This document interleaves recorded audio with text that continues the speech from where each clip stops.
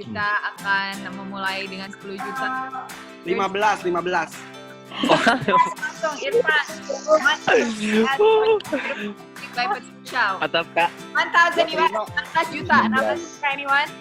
Hello Sobat Satuan. Nah, di episode kali ini nih gua mau nayangin proses webinar alias donasi yang para wildlife figure kumpulkan nih di bulan lalu saat pandemi.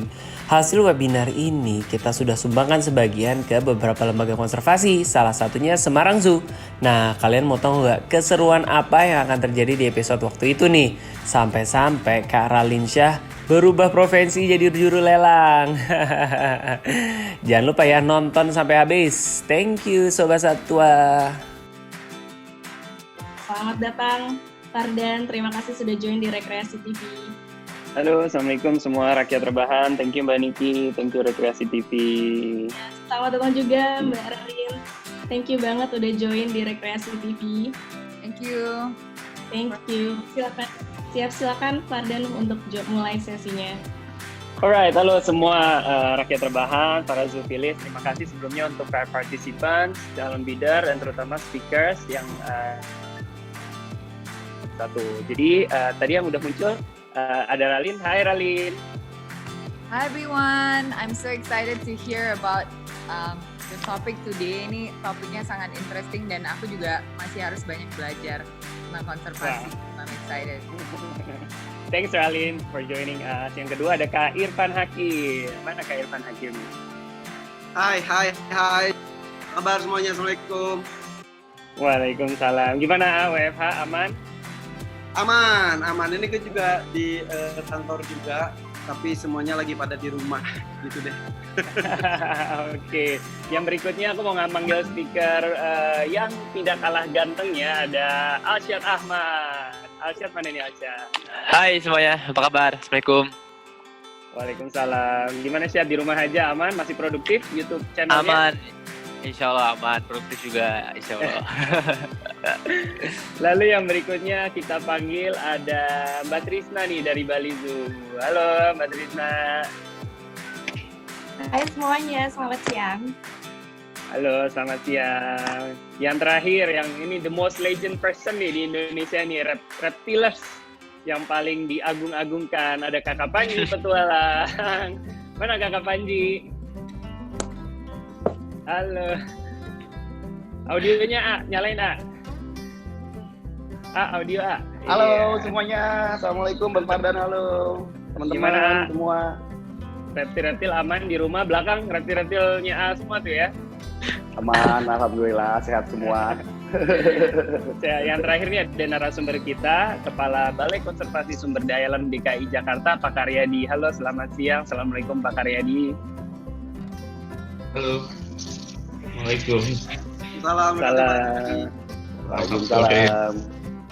Terima kasih untuk teman-teman semua dan kita langsung mulai aja. Sebelum kita masuk ke materi inti, ada satu hal yang aku mau sharing nih guys tentang materi kita kali ini. Jadi materi kita di webinar kali ini adalah peran lembaga konservasi ex situ, penangkar, dan hobis dalam hal kelestarian satwa. Kenapa sih kita para speaker hari ini mau ngangkat tema itu? Karena mungkin banyak teman-teman di luar sana, para zoofilis, animal lover yang belum tahu nih, belum pernah dari informasi secara menyeluruh bahwasanya sebenarnya lembaga konservasi kayak zoo itu apakah mereka tuh hanya nyari untung atau benar-benar melakukan konservasi sih? Nah makanya di sini juga aku undang kan salah satu zooowner. Sebenarnya ada dua zooowner di sini, ada Ralin, tapi dia hari ini bertugasnya bukan sebagai zooowner tapi sebagai auctioneer, juru lelang.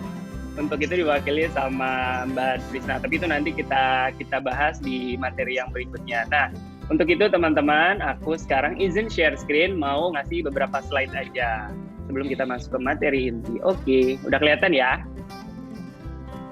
Oke, jadi ini adalah tema kita hari ini, peran lembaga konservasi ex situ dan hobis dalam pelestarian satwa Indonesia. Oke, mungkin teman-teman rakyat rebahan, zoofilis masih ada yang belum familiar nih dengan istilah ex situ in situ, yang melakukan upaya pelestarian suatu spesies atau beberapa jenis spesies di luar habitat aslinya. Oke, ini perbedaan lembaga konservasi ex situ dan in situ. Jadi kalau ex situ itu konservasi di luar habitat aslinya, in situ konservasi di dalam habitat aslinya. Perbedaannya apa? Kalau ex situ lingkungan tempat tinggalnya, kandang peraganya itu biasanya semi buatan atau artificial. Sedangkan kalau in situ karena dia di alam aslinya, biasanya dia benar-benar sudah menggunakan landscape aslinya hanya dibantu dengan pagar-pagar saja. Lalu di ex situ conservation seperti kebun binatang, biasanya tuh terdiri dari banyak spesies yang dirawat. Sedangkan kalau in situ conservation biasanya fokus sama 1-2 jenis spesies. Nah, di Indonesia lembaga konservasi ex situ tuh apa aja sih? Ada kebun binatang. Kebun binatang Indonesia tergabung di PKBSI kurang lebih ada sekitar 81. Aku mencatat nih ada kurang lebih 4 catatan keberhasilan lembaga konservasi, penangkar, dan hobis dalam bidang konservasi. Jadi teman-teman bisa nyari source-nya tuh banyak sekali. Salah satunya ini ada berita yang aku screenshot, Jalak Bali. Jadi aku punya pengalaman, ada cerita saksi mata temanku yang di tahun 90-an dia sudah concern dengan Jalak Bali. Karena memang di tahun 90-an itu populasi Jalak Bali hanya tinggal 13 nih guys. Jadi benar-benar waktu itu sudah hampir punah. Tapi sejarah membuktikan peran hobi saat itu bekerja sama tentunya dengan BKSDA setempat, dengan Kementerian LHK setempat, akhirnya Jalak Bali populasinya singkatnya saat itu bisa dipulihkan dan sampai saat ini bahkan Jalak Bali udah super stabil populasinya guys. Jadi di situ ada peran hobis juga, ini bisa dilihat reference beritanya yang ada yang di layar kaca kita semua. Ini ada pernyataan dari Jose Valdez, peneliti dari Aarhus University in Denmark. Dia punya statement gini, banyak spesies yang sebenarnya sudah langka di alam liarnya, namun ternyata masih eksis gara-gara dipelihara dan dikembangbiakan oleh para hobis. Bisa lihat ya di berita yang saya screenshot ini gitu. Jadi di sini dia juga mau menjelaskan bahwa peran hobis di sini juga banyak loh untuk membantu pelestarian satwa. Salah satunya 2 jenis yang dia sebutkan di sini ada Goodyear fish sama ada clownfish. Clownfish itu guys, lucunya di tahun 2003 saat film Finding Nemo itu muncul, ternyata ada efek negatifnya. Si clownfish ini tuh jadi diburu-buruin sama banyak orang gitu, karena orang pengen punya si Nemo ini di rumahnya. Saat itu langsung terjadi perburuan besar-besaran dan peran-peran hobis dan penangkar ini yang akhirnya bisa mengembalikan populasinya menjadi normal lagi. Yang berikutnya White Lion, this is one of my favorite animals karena di tempat saya kerja juga salah satu yang kita preserve melalui website Global Wildlife Protection Trust. Di situ ada sejarahnya tuh mulai dari ditemui dari tahun 80-an. Jadi si Pantai Raleo Krugeri ini hanya ditemukan di satu area namanya areanya Krugeri. Nah di sana saat ketemu pertama kali White Lion langsung diburu habis-habisan dan singkat cerita detik ini hanya ada tinggal 13 yang sudah dilepaskan kembali, itu pun masih dalam pengawasan karena khawatir diburu kembali. Dan konon kabarnya di tempat penangkaran seperti kebun binatang, ex situ, in situ, dan penangkar mungkin yang seperti Alsyad lakukan di tempatnya ini, itulah yang membuat populasinya masih stabil seperti sekarang. Dan terakhir data yang saya dapat, boleh dicek lagi, ada sekitar 300 ekor lebih yang populasi white lion yang ada di dunia, di rata-rata di kebun binatang dan penangkar. Jadi peran hobis penangkar ini juga dapat menjaga populasinya spesies white lion ini. Yang terakhir, ini salah satu spesies kebanggaannya Pulau Rote, ada kura leher ular rote. Nah, jadi kura leher ular rote ini di beberapa tahun yang lalu sudah dianggap punah di alamnya, tapi ada salah satu perusahaan penangkar legal yang ternyata berhasil mengembangbiakannya, itu PT Alnusa ya. Jadi si kura leher rote ini akhirnya bisa dikembangbiakan banyak lagi dan sudah terjadi rilis ke habitat aslinya.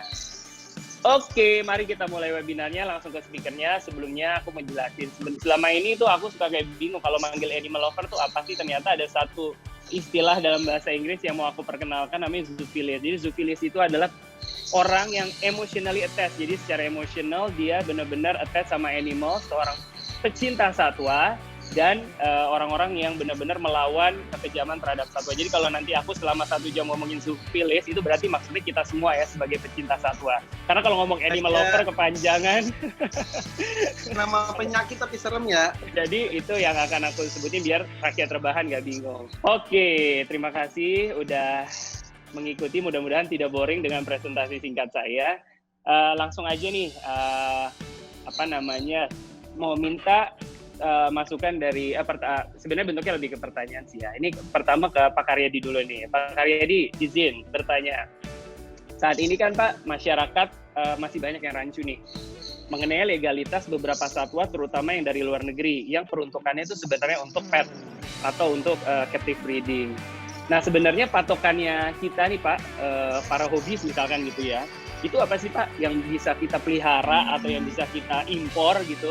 Itu patokannya apa sih Pak? Apakah saya dengar CITES, patokannya di CITES selama Appendix 2 dan 3 boleh, tapi kalau CITES Appendix 1 tuh nggak boleh, atau sebenarnya apa sih Pak rules yang terini di negara kita? Monggo Pak Karyadi. Ya, terima kasih Mas Fadlan. Yang pertama, saya klarifikasi dulu terkait konservasi institut. Jadi dijelaskan bahwa konservasi institut hanya untuk perlindungan satu atau dua jenis. Jadi kalau konservasi institut sebenarnya malah banyak jenis. Karena di dalam kawasan taman nasional atau kawasan konservasi atau hutan, di situ banyak berbagai jenis. Jadi saat kita melindungi, misalnya melindungi harimau, di dalam habitat harimau masih terdapat banyak jenis yang ikut dilindungi juga. Yang kedua terkait pertanyaan, jadi kalau Indonesia kan terikat dengan sertifikasi CITES ya, perdagangan yang diatur oleh CITES. Di CITES ada 3 appendix, memang appendix 1, 2, 3. Kalau appendix 1, kalau untuk memperdagangkannya harus terregister di Sekretariat CITES. Di Indonesia contohnya ikan arwana itu. Arwana kalau untuk ekspor ya harus terregister di CITES dulu. Kemudian appendix 2 itu berada di bawahnya appendix 1, tapi kondisi populasinya sebetulnya juga perlu dikendalikan. Kemudian appendix 3. Jadi kalau kita mau mengimpor dan itu terkait CITES ya memang harus ada, kalau kita ada impor CITES ya nanti yang dikeluarkan oleh KKH. Sebelum KKH menerbitkan impor CITES pasti minta pertimbangan teliti untuk bagaimana jenis ini. Dan saya harap hati-hati sekali saat kita mendatangkan satwa dari luar negeri. Kemudian terkait legalitas. Legalitas kalau namanya konservasi harusnya ya ada izinnya juga. Ada misi konservasinya juga. Jadi kalau mendatangkan boleh nanti untuk diurus menjadi izin penangkarannya. Ada izin penangkaran, kemudian kalau di LK kan bisa mendatangkan. Mungkin itu Mas Pasca. Baik Pak, terima kasih. Nah, melihat kalau misalkan nih ragu-ragu nih jenis ini sebenarnya appendix berapa, itu bisa dicek di websitenya CITES, itu CITES.org, CITES.org. Betul ya Pak Karyadi ya? Ya, betul. Betul ya, bisa dicek di CITES.org. Oke, berikutnya nih mau masuk ke Bro Alsyad. Bro Alsyad, pertanyaan ini sebenarnya udah sering ditanya ini. Bro Alsyad sempat menghebohkan dunia persatwaan saat ternyata terbukti bisa membuat sebuah penangkaran yang legal di Indonesia. Jadi bisa ditanyain, dijelasin secara singkat aja Syad, prosesnya tuh apa, berapa lama, dan akhirnya kamu dapat sertifikat apa aja sih yang kok kamu bisa bawa harimau Benggala yang dari India itu bisa dipelihara di pekarangan kamu. Coba, monggo. Oke, jadi gini rakyat rebahan, itu emang niat gue dari dulu, tapi baru mulai realisasikan gitu, baru mulai dilaksanakan itu mulai tahun 2017 ketika di situ mulai bikin kandang, ketika di situ mulai konsultasi sama orang-orang yang ahli tentang satwa liar khususnya harimau, untuk kandangnya lebih gimana safety-nya, gimana untuk enrichment-nya, gimana untuk si mental harimaunya, gimana untuk harimau itu semua dihitung, pembuangan limbah gitu kan, keamanan, terus gimana sistem kandang yang bagus. Itu mulai dilakukan tahun 2017 awal. Nah, itu dilakukan kurang lebih selama 1 tahun sampai tahun 2018 akhir lah kurang lebih. Dari situ kandang jadi, ditunggu sampai habitatnya atau si rumputnya benar-benar jadi kayak alam aslinya, baru dari situ ngajuin izin. Nah, izin itu proposal diajukan kan penangkaran itu pada saya itu ke BKSDA Jawa Barat ya, ke BKSDA Jawa Barat, harus dilengkapi dengan tadi itu harus ada kandangnya sudah siap, terus tenaga kerja, tim medis, terus tenaga ahli juga yang lain, keamanan, terus limbah dibuang kemana, itu sangat ketat diawasi atau dipantau oleh PKSD Jawa Barat. Yang akhirnya tahun 2019 akhir terbitlah izinnya. Di bulan Desemberan itu terbit izin untuk Harimau Benggala, sehingga pada saat itu SN dipindahkan. Jadi proses itu nggak mudah sebenarnya, cukup panjang dan ketat, apalagi harimau satwa liar buas ya yang tidak dilindungi Indonesia itu tetap harus dalam pantauan yang ketat oleh Kementerian Lingkungan Hidup dan Kehutanan gitu Kak. Terus akhirnya bentuk sertifikatnya kayak apa sih yang akhirnya dikeluarkan oleh Kementerian LHK atau ya pemerintah tempat itu seperti apa kurang lebih ya? Yang membuktikan bahwa PT kamu ini legal loh memelihara Asian Sang Harimau Benggala gitu. Ya, jadi begini teman-teman rakyat terbahan. Ini izinnya seperti ini. Tuh, sertifikat penangkaran Harimau Benggala untuk PT Taman Satwa Eksotik. Jadi ini telah diterbitkan sama Kepala Balai Konservasi Sumber Daya Alam Jawa Barat ya, bahwa saya sudah sesuai dengan hukum, nggak ada peraturan dilanggar, dan sesuai dengan etika atau norma-norma yang berlaku. Betul, nah makanya ini mungkin sekalian nih di webinar kali ini kita meluruskan nih ke rakyat rebahan. Kalau misalkan nanti ada pertanyaan-pertanyaan lagi tentang legalitasnya Alsyad, gimana sih gitu, karena menurut saya ya penggunaan sosial media itu juga adalah hak setiap warga negara sih. Maksudnya ya ada sosial media juga diizinkan ya, dia mau pakai untuk apa, yang saya juga yakin bahwa teman-teman pasti bisa menggunakannya secara tanggung jawab gitu. Nah berikutnya nih mungkin pertanyaannya lebih ke Pak Karyadi. Nah yang dilakukan Alsyad ini kan sebenarnya sudah apa yang diamanatkan undang-undang, bahwa memang kalau Anda mampu ya silahkan, dan sudah dipenuhi dan akhirnya terbitlah surat izin itu. Jadi apakah ini culture shock aja Pak bentuknya dari masyarakat atau bagaimana menurut Bapak? Ya kalau kita belajar terkait ekologi kan ada dua mazhab yang besar, ada ekosentris dan antroposentris, dan itu harus dipahami semua itu. Ada teman-teman yang melakukan konservasi in situ yang luar biasa, yang ada konservasi gajah, harimau.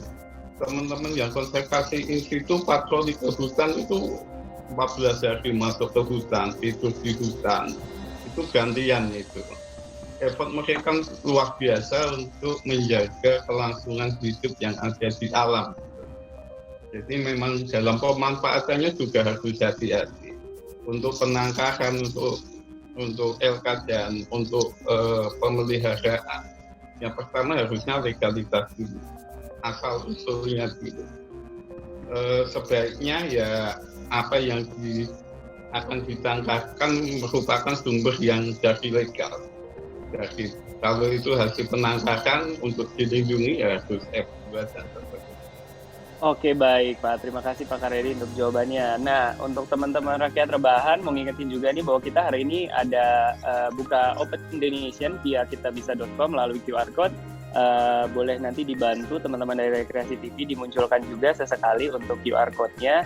Jadi teman-teman bisa tinggal men-scan QR code yang ada di layarnya nanti. Nah ini sudah muncul nih, silakan teman-teman donasi untuk satwa for animal food via GoPay, via Dana, via Oppo, dan sejenisnya. Link aja juga bisa nih setelah saya. Jadi emang dimudahkan. Berapapun no pressure, seikhlasnya, karena ini juga memang untuk ketahanan satwa-satwa kita. Dan insya Allah nanti setelah dana ini terkumpul, kami semua para speaker akan rembukan untuk menyalurkan dana donasi ini, hasil tiket, donasi dan lelang ke benar-benar ke lembaga konservasi yang belum tersentuh bantuan ya. Karena saya lihat kemarin kan juga sudah ada beberapa yang tersalurkan bantuannya dari TKBSI dan dari Alsyad juga. Nanti kita cari benar-benar yang paling membutuhkan. Oke, next pertanyaannya mau ke Irfan, tapi sebelumnya aku mau ngajak nih ngeliat cuplikan berikut sebentar. Ini ada judulnya pertama kali makan daging merak punya sendiri. Nah, ini gimana dengar-dengar video YouTube ini sempat viral nih. Ada yang mau ceritain nggak? Ya. Jadi Pak Karyadi langsung senyum-senyum. Oke, ini gue ceritain ya, ini video itu ada tanggal 26 Juni 2019, jadi kurang lebih 1 tahun yang lalu. Jadi kadang orang itu melihat video itu tanpa lengkap langsung udah heboh. Jujur ini ketika ini banyak yang, nggak banyak sih, beberapa orang doang protes dan heboh sekali. Dan gue nggak pernah tanggapi karena gue tidak ada yang salah dengan video tersebut. sampai detik ini gue nggak pernah ngebahas seperti ini, tapi khusus hari ini akhirnya nih spesial nih, gue akan bahas mengenai video ini. Kenapa gue sampai tega memakan burung merak koleksi saya sendiri. Jadi saya itu memang hobi sekali koleksi hewan-hewan yang dari luar impor, karena memang surat-suratnya tidak seribet yang hewan endemik Indonesia. Nah, salah satunya saya tertarik dengan merak biru yang berasal dari India. Saya pelihara merak biru dan juga merak putih. Dari 2 ekor, alhamdulillah saya berhasil mengembangbiakan sampai 20 ekor lebih saat itu. Beranak lagi, dan lain sebagainya. Senang sekali. Nah, suatu ketika ada tetelo, tiba-tiba burung merak itu kan salah satu penyakit unggas yang sangat ditakuti oleh semua pemelihara unggas. Jadi kalau peternak juga kalau sudah ada satu kena tetelo sudah bisa habis, langsung bangkrut gitu. Nah, ini terjadi dengan merak-merak saya juga. Tiba-tiba mati satu sampai beneran hitungnya itu per menit mati lagi satu sampai saya mendatangkan dokter hewan Slamet Raharjo dari Yogyakarta yang kebetulan lagi ada seminar di Jakarta, datang ke rumah dan saya cukup kenal baik dan beliau juga. Di depan mata kita sudah mau menyelamatkan merak tersebut, suntik, mau infus dan lain-lain. Matinya benar-benar depan mata, lagi sehat, tiba-tiba kelepak-kelepak mati. Sudah bergelimpangan itu merak, udah berjejer. Nah, akhirnya ada satu yang udah hampir mati, ya ini pasti akan mati seperti teman-temannya. Akhirnya sesuai kesepakatan saya dengan dokter hewan tersebut, dokter Slamet, yaudah deh sembelihnya pun dalam kondisi nggak sambil ketawa-ketawa, gitulah. Bagaimanapun saya sangat sayang dengan hewan-hewan peliharaan saya. Setelah disembelih, kenapa disembelih? Karena kita ingin mengetahui juga otopsi ini kenapa penyebabnya. Walaupun sudah indikasinya tetelo, akhirnya ya udah. Kalau dilihat video secara lengkap dengan dokter Slamet, kita buka detail pencernaannya dan segala macamnya, dan akhirnya diputuskan memang benar tetelo, dan itu sangat membahayakan buat unggas. Nah, akhirnya saat itu yang lainnya sih dikubur, terus yang ini dok, saya nanya saat itu buat ilmu. Jadi gini, video saya itu tidak sensasi, video saya itu edukasi dan informasi. Itu juga bukan untuk sensasi. Setelah disembelih, akhirnya ngobrol dengan dokter, dok, apakah daging yang unggas yang kena tetelo yang sempat disembelih ini bisa dikonsumsi? Akhirnya kata dokter bisa, asal masaknya benar. Akhirnya saat itu juga kita masak, kita cobain, dan kebetulan datang juga Ustadz Munawir saat itu. Saya tanya ke Ustadz, secara agama ini bagaimana?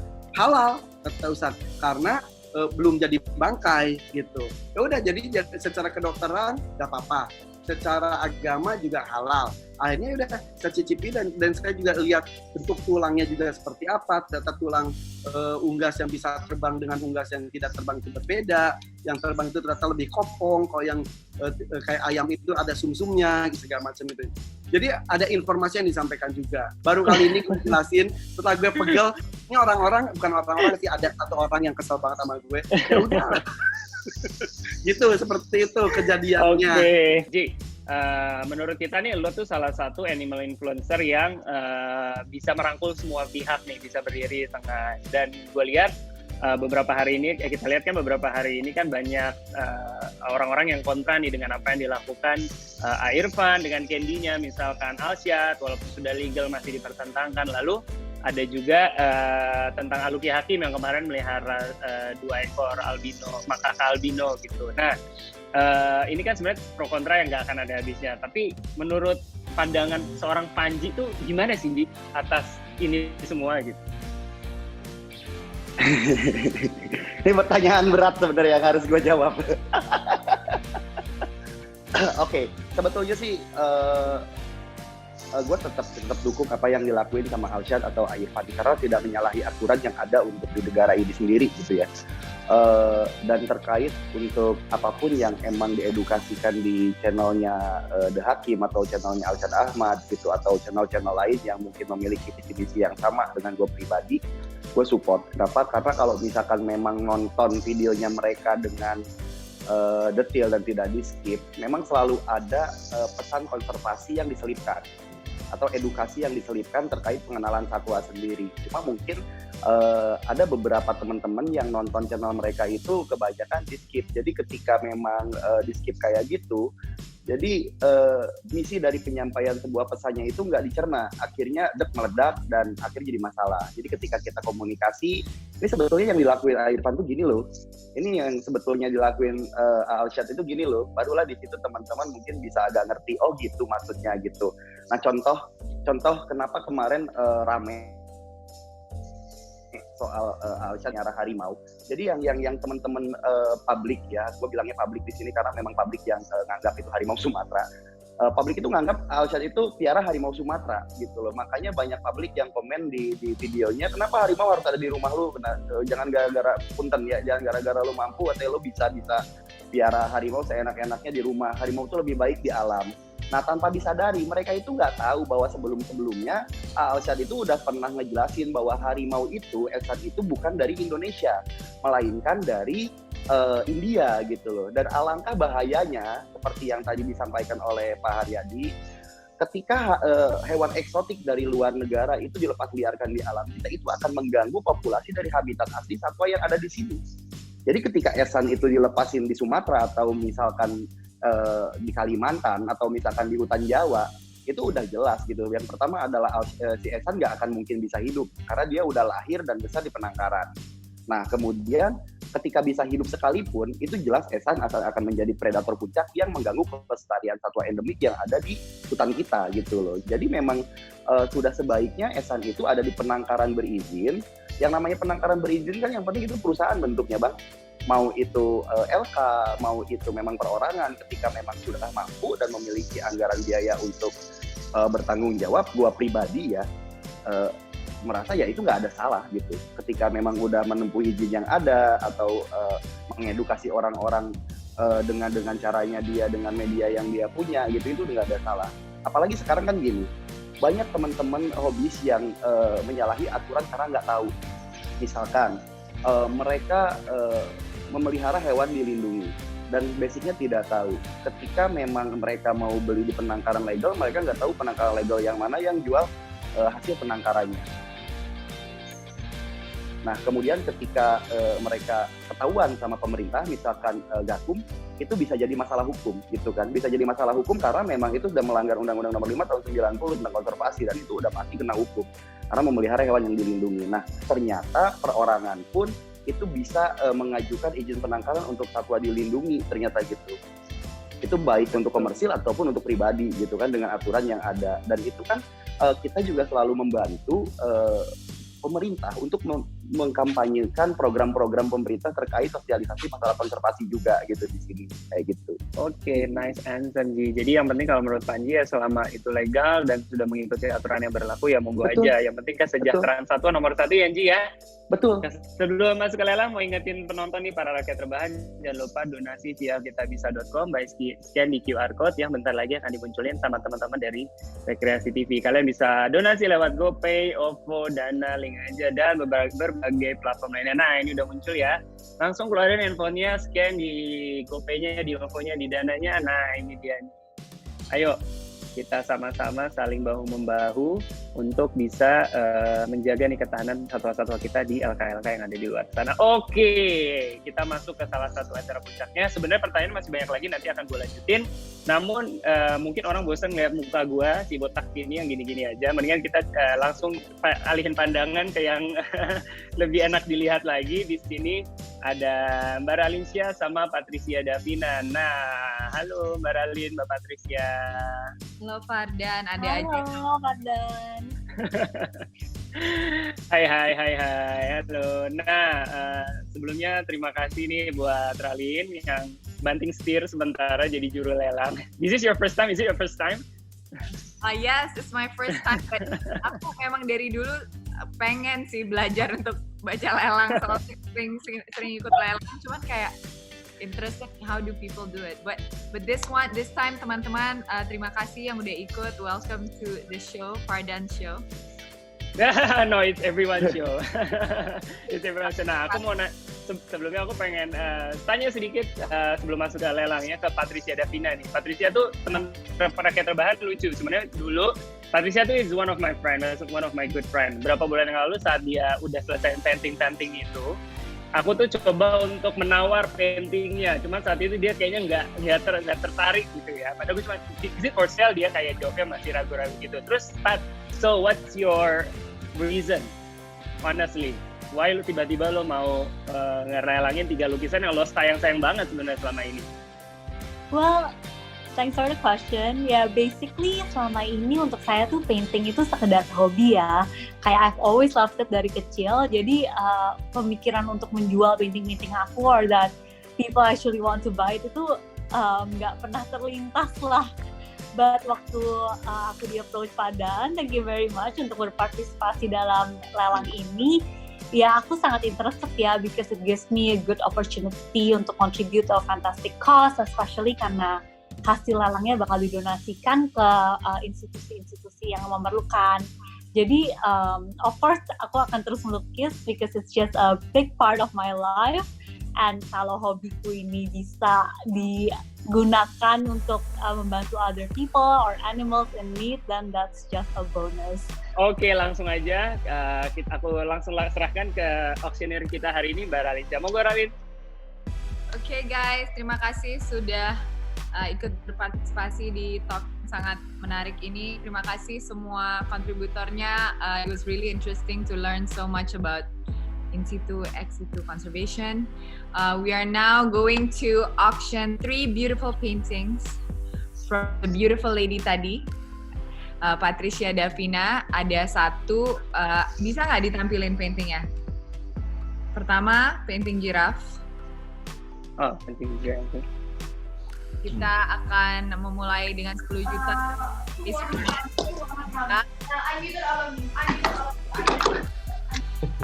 Oke. Ikut. Panelis nggak boleh ikut, panelis. Irfan boleh dong ikut, nggak boleh ya? Boleh dong.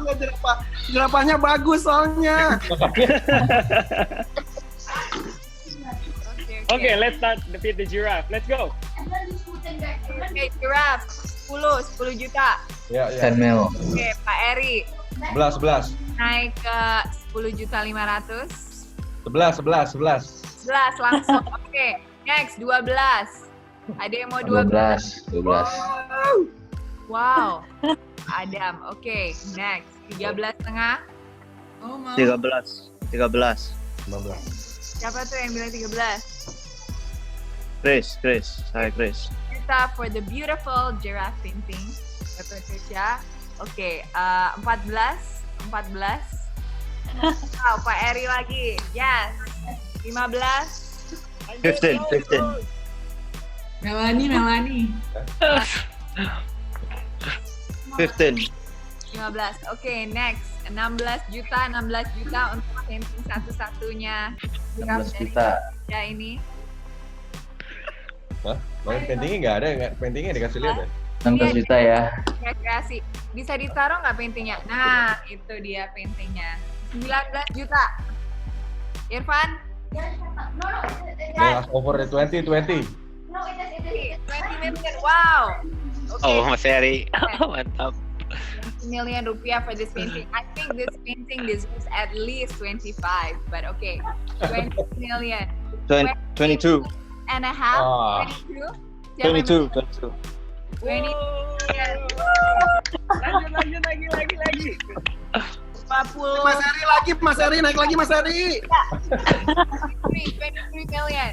Renjaga tuh. Again, for the giraffe painting. 20. Come on, Pak. Cuma 3 juta ekstra kok, Pak Eri. 22 million. Going. Gantungin ini nih. Ini yang menentukan nih. Going. Okay, going 3 times. Okay, gone. Okay, congratulations. Yay.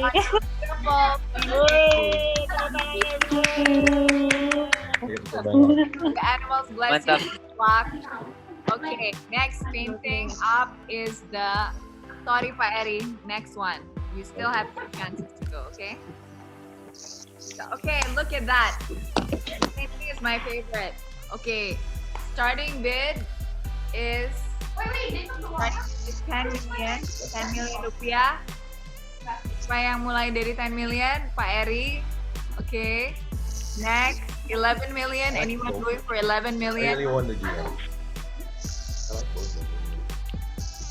11 Irfan, Panji, ayo semangatin kita speaker. 11 Ayo. 11 Ini speaker nggak boleh ikutan ya? Fardan lu harus beli Fardan. Iya, Farden pengen malahan dari kemarin. 11 million. Leopard mau 12. 10 million. Okay, Wah, 12 million. 12 million for the leopard. I want 12 million actually. Oke, speaker boleh nawar juga ya. Bisa Ralin ikut. Ya. Ayo, let's go. Ikut ah Leopard mah. Aduh. Kucing nih, kucing. 12 million, 12 Speaker boleh million. ikutan. For leopard Boleh. buat konservasi 12. bulan Ramadan ini. Ya, 15. Waduh. US Tahun 15. beautiful painting by Patricia. Ayo. 16 million. Patricia, ini paintingnya baby leopard apa gimana? Coba jelaskan. Yang ini full grown leopard sih. A full-grown leopard is a full-grown leopard for Breaking one. US 15 million, going up another 16 million. 16 million. 16 million Pak Eri, 17 million Pak Chris, 17. 17 million. Yay, Alsha 18 million. 18 million. Nggak ada orang. Siapa yang angkat tangan tadi? 18 million for the leopard painting. Siapa yang 18 million. Kucing bengal gue bisa nggak tukar kucing bengal? Tukar ular bisa nggak? 18 juta. 20. 18 million. 20 million. Alshad for 18. Wow, I'm so impressed. 20 million. 20 million for 21 ya, 21. for the leopard. Aduh. Lanjut. Ayo San, Alsan, ayo San. Going 22. Anyone for 22 million leopard painting? 22 million. 22 million. Who's that? Siapa itu? Pak Chris, 22. Pak Chris. 23, oke, 23 deh. 23. Oh, Mas Eri. 24 million. Bantu. I love this leopard painting because the tone is brown, so it's neutral for any room. You can have like a nice white wall. You can have a monochrome room, and then just have the painting like boom. So 23 million, 24 million. Anyone? Si Alsha udah ngeliat aku kayak, Sat, jangan jahat lah, Sat. 23 with Pak Eri, now 24. Aduh. 1 more million, guys. 23 to 24. 24 million. Wow. Okay, wow. I don't know. 25 Orang kayak ini. 25 million. Irfan. 5 going once. Pak Chris nih ya. 25 million. Patri semua ini. 25 million. Congratulations, Pak Chris.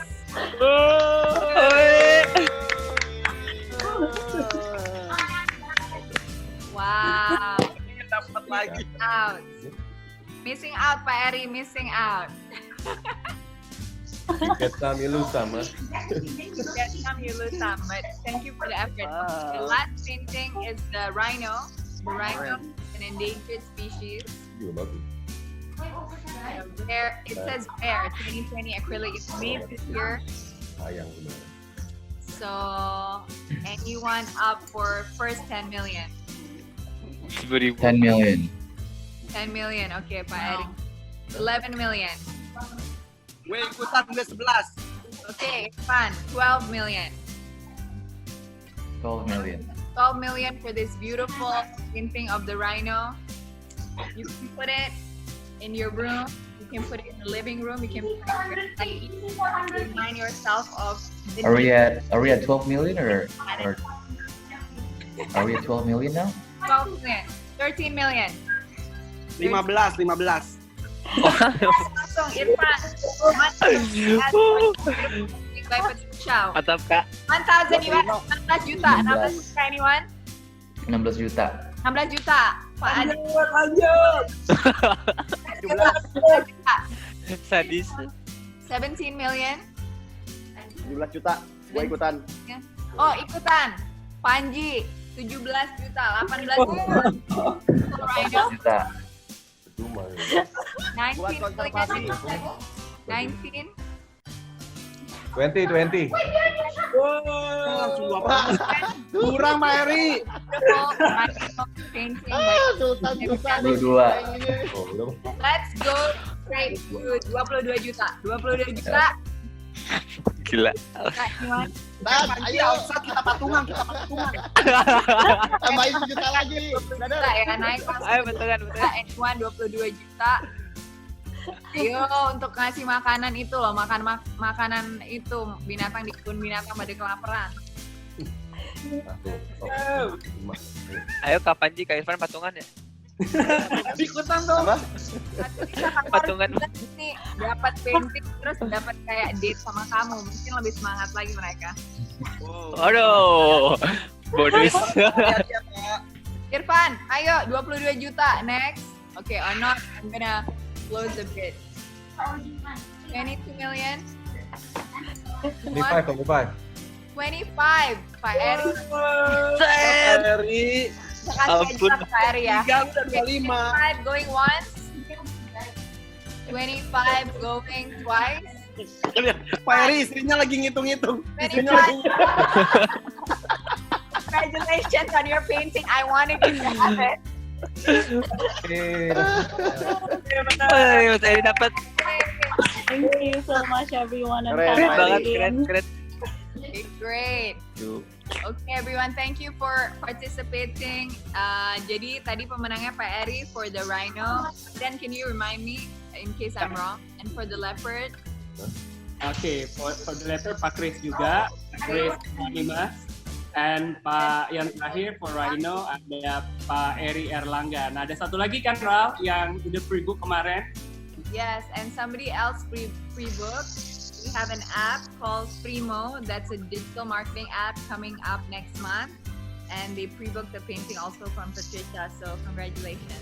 Ada Adam di sini perwakilannya. Nanti untuk Pak Adam bisa request langsung ke Patricia Davina your particular animals ya, mau di spesial apa nih sama Patricia, karena kemarin privilege-nya Primo udah nge-book in a certain numbers yang kita nggak bisa open di sini, sudah booking numbers yang dan Patricia sebagai pelukisnya juga udah menyanggupi untuk membuat lukisan keempat guys. Jadi hari ini selain 3 lukisan yang udah laku, ada lukisan keempat. Thank you for Pak Adam Lim. Ada Pak Adam. Thank you Pak Chris, Pak Eri, Pak Adam. If you need any investors, ada Fardan di sini, ada aku. So much. Okay, everyone. Thanks Thank you everyone. so much, Thank you, Paralin, thank you so much. everyone. Selamat ya, Pep. Thank you everyone. Congrats. Thank you. Thank you everyone. Lanjut kita ke pembahasan materi intinya nih. Untuk para speakers jangan keluar dulu karena kita masih ada waktu kurang lebih 15 menit lagi untuk cicat. Sekarang aku mau manggil. Nah, tadi kita lagi bahas nih, ayo balikin lagi ke perihal conservation kan.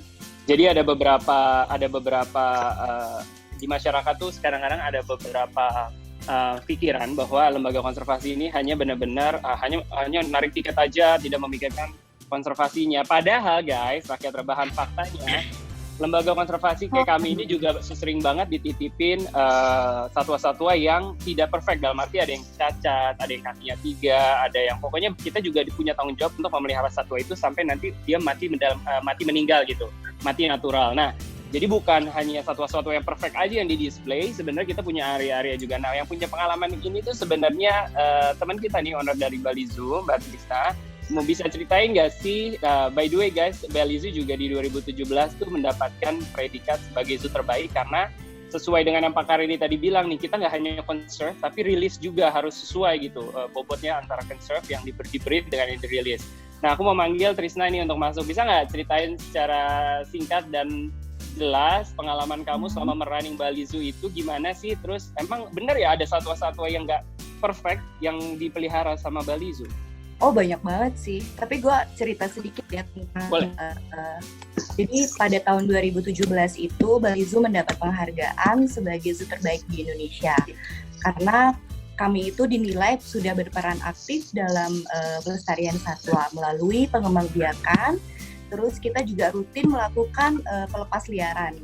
Jadi ini memang sudah align dengan mutu kita yaitu love, conserve, dan share. Nah, untuk konservasi sendiri, biasanya kita bekerja sama dengan beberapa yayasan-yayasan yang ada di luar, seperti Aspinall Foundation. Jadi, dengan Aspinall Foundation ini, kami bekerja sama untuk rilis owa Jawa. Tahun lalu kami merilis 1 owa Jawa di Jawa Barat, di Ciwidey. Kemudian kita juga bekerja sama dengan Yayasan Astri yang ada di Kalimantan. Mereka ini concern sekali terhadap pelestarian hutan di Kalimantan dan juga habitatnya termasuk satwa dan juga tumbuh-tumbuhan. Kemudian untuk lokal sendiri kami bekerja sama dengan penyelamat penyu lokal yang ada di Pantai Sanur. Kami memiliki Bali Zoo Turtle Conservation. Jadi ini merupakan program dari Bali Zoo sendiri sih, jadi kita harus pengembangbiakan dan juga rilis. Seperti itu sih Ferdan kurang lebihnya. Oke, bisa sebutin nggak sih jenis-jenis satwa apa aja yang udah dipelihara? Maksudnya suka dapat sumbangan satwa jenis apa aja sih yang pengalaman kamu nih yang ada cacat, ada jerat? Karena gini, di pengalaman aku di Faunaland itu kita ada satwa kaki 3 itu Javan Leopard yang waktu itu hasil jeratan. Jadi sampai saat ini dia itu masih kita display, kita rawat dengan sebaik-baiknya dan benar-benar kaki 3 gitu. Tapi karena dia memang satwa berkaki 4 tidak terlalu terganggu ya dari sisi pergerakannya gitu sih. Iya, gue juga punya sih waktu itu gue sebenarnya masih kecil, gue sempat dapet tiger kakinya 3 benggal. Nah, tapi lebih banyak jenis burung sama monyet-monyetan. Ada yang memang burung yang nggak bisa tumbuh bulu-bulunya. Tapi memang untuk satwa-satwa yang cacat istilahnya ya kita nggak taruh di luar, kita nggak perlihatkan, kita taruh di kandang karantina. Oke, Tris, sebelum ini ada pesan-kesan closing statement yang mau disampaikan mengenai cafe ini. Kan teman-teman kita nih kayak Irfan, Alsyad sering banget dapat ada masukan nggak buat mereka nih sama Panji gimana sih untuk menghadapi para komplainan nih dari para netizen? Menurut kamu gimana? Oh, bukan mereka aja ya, kita sebagai LK, gue Zoo juga sering banget dapat komplain-komplain seperti itu.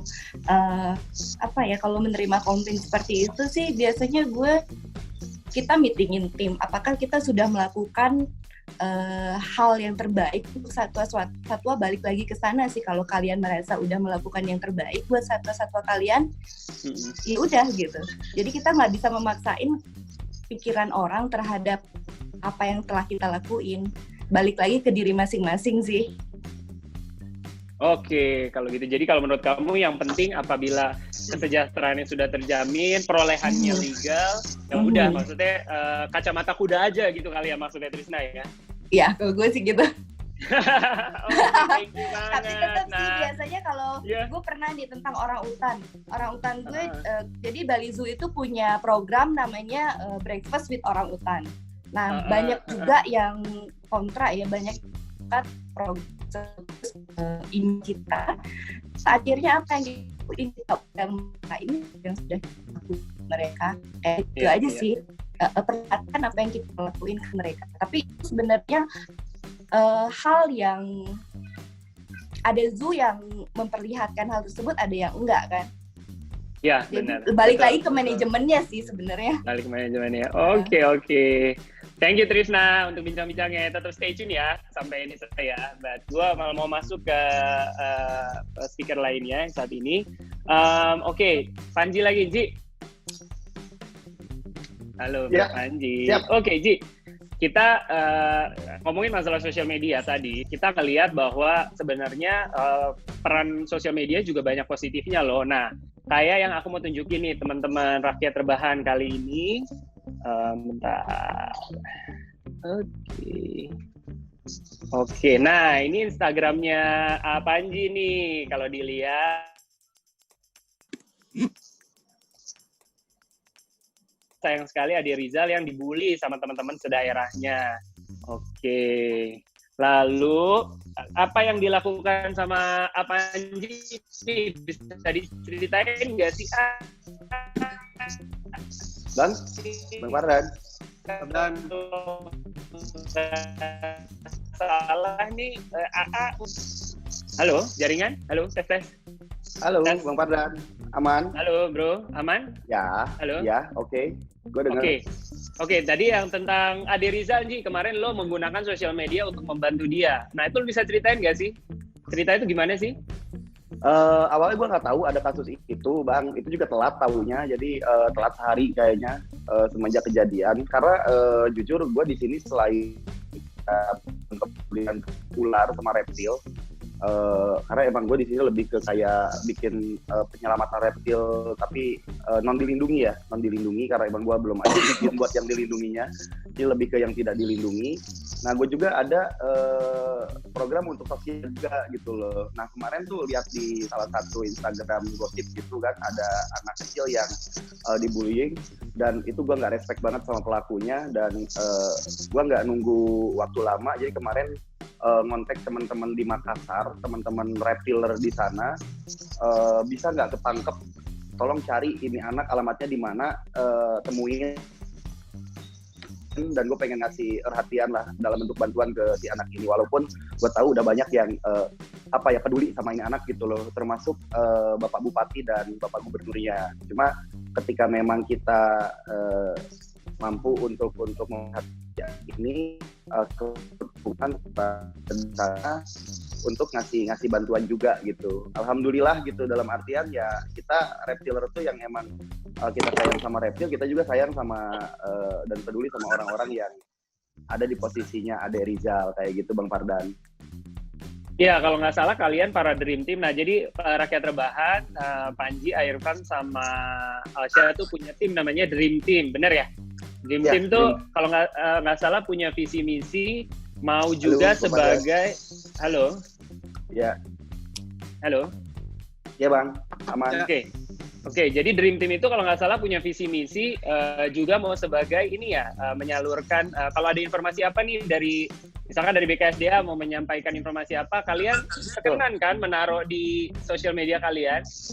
Ya, sangat berkenan, Bang. Dan Dream Team itu open banget untuk semua partner, dalam artian misalkan ada kawan-kawan dari BKSDA, dari Gakum, dari KKH, memang memiliki program sesuatu yang ingin disampaikan ke masyarakat, kami bisa gitu loh membantu itu kita sampaikan ke followers kami gitu lewat media sosial atau media yang memang kita saat ini kerja di media itu. Misalkan kayak Panji kan memang ada program di stasiun TV juga kan, teman Panji gitu. Nah, itu bisa juga nanti kita bantu untuk publish di program tersebut gitu loh.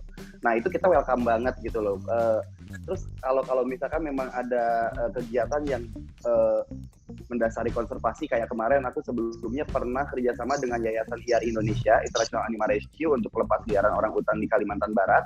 Itu aku ikut juga di sana. Jadi mulai dari proses rehab sampai proses pelepasan yang emang gila jauh banget, itu daerahnya 12 jam jalan kaki.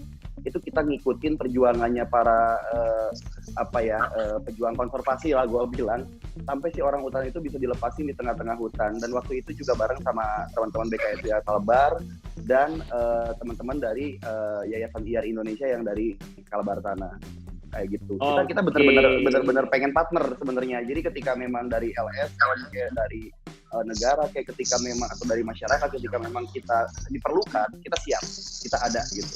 Ya, jadi itu ya Suara Rakyat Rebahan, perwakilan LSM, pemerintah juga kalau butuh teman-teman animal influencer ini mengkampanyekan program dia, monggo untuk diinformasikan di DM melalui Panji atau ke siapapun, Irfan atau Alsya. Nah, aduh waktunya ini loh, saya udah dikejar-kejar nih sama panitia. Nah, boleh nggak Mbak, sebentar, ada ini karena ada Q&A yang belum tersampaikan, kita bisa nggak panggil satu aja yang pegang mic sama satu aja yang by typing sebelum kita tutup ya?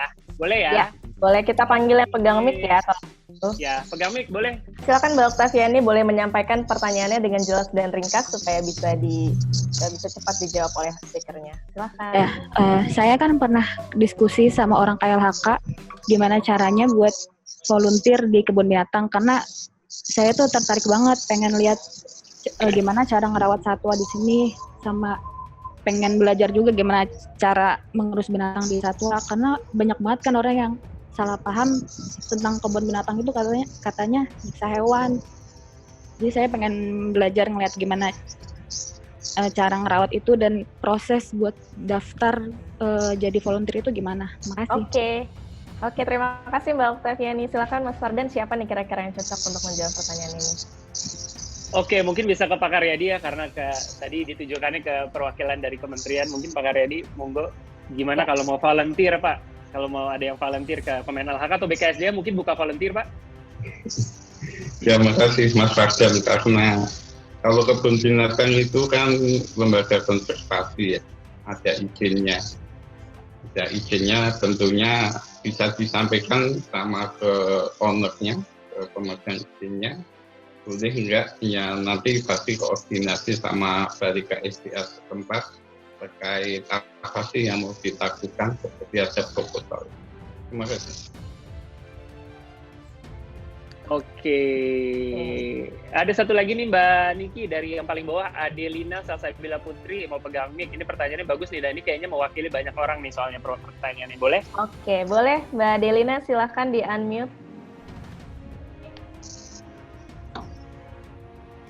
Halo. Ya, halo Mbak Adelina, silakan menyampaikan pertanyaannya dengan jelas dan ringkas. Ya, terima kasih atas kesempatannya. Jadi saya itu kan juga alhamdulillah hobi untuk merawat binatang juga ya. Saya juga suka banget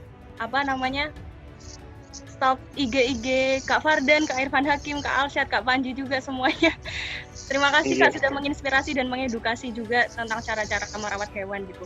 Nah, saya kan kebetulan juga beberapa ada koleksi satwa ya, yang memang kebanyakan itu bukan asli Indonesia seperti kura-kura sulcata, kemudian iguana seperti itu.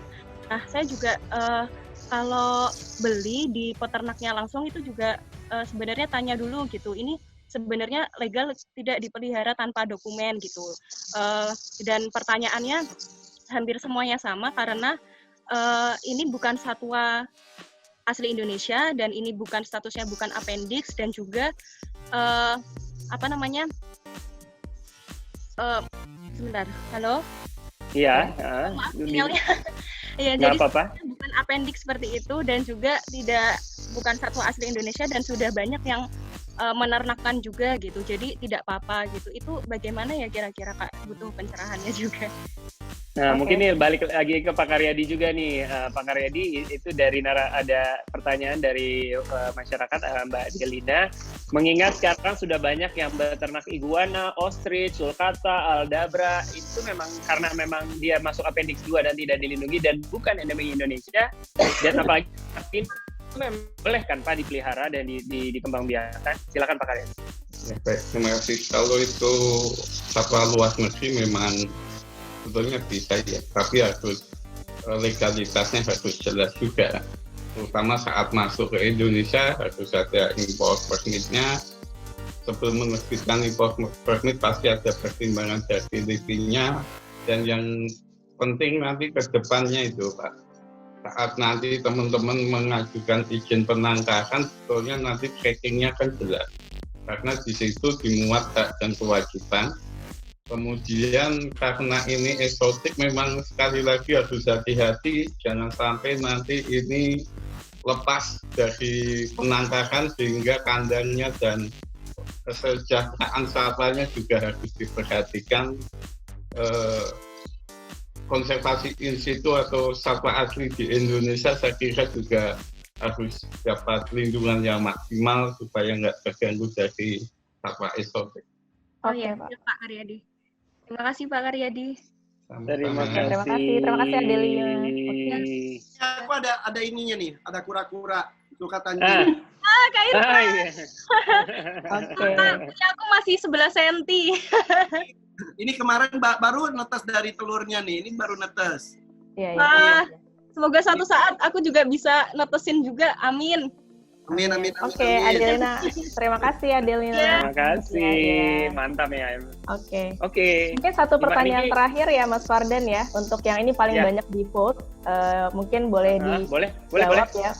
Ini mungkin ke Mbak Trisna mau tanya bagaimana owner managing makanan pada saat kondisi ini. Strateginya apa nih tanpa membahayakan binatangnya?